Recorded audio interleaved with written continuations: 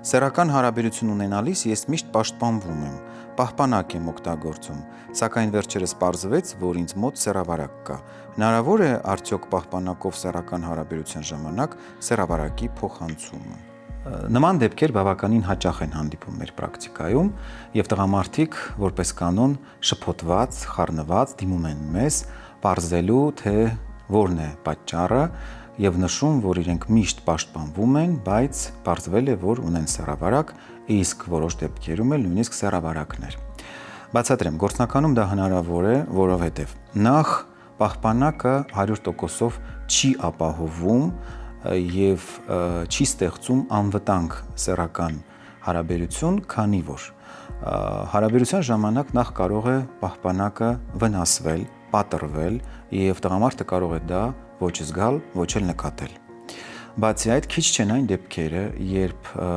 պահպանակը մինչև օգտագործելը կարող է օրինակ ժամկետ անց լինել։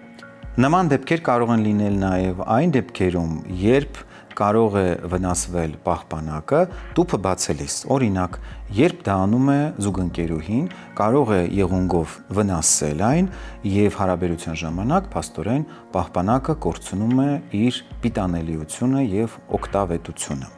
Շատ դեպքերում խնդիրը սկզբնական շրջանում չի նկատվում, որովհետև ինքներդ գիտեք, մենք նախորդ թողարկումների ժամանակ խոսել ենք դրա մասին,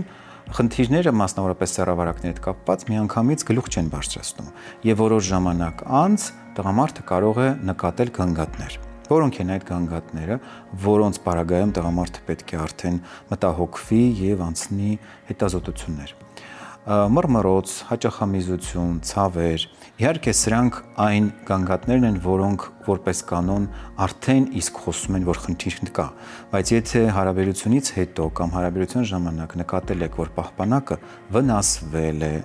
կամ դուրս է սահել, ապա մի սպասեք գանգատների հայտ գալուն եւ որոշ ժամանակ անց դիմեք համապատասխան մասնագետի օգնությանը։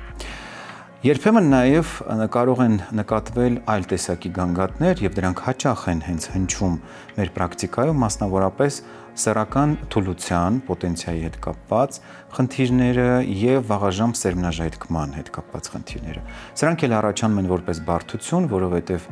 սեռավարակներով պայմանավորված սեռական խանգարումները բավականին շատ են մտահոգում տղամարդկանց։ Ինչ անել նման դեպքերում։ Նախ խոճապի չմատնվել եւ երկրորդն էլ իհարկե անպայման մտածել, որ դրանք գործնականում արդյունավետորեն լուծելի են։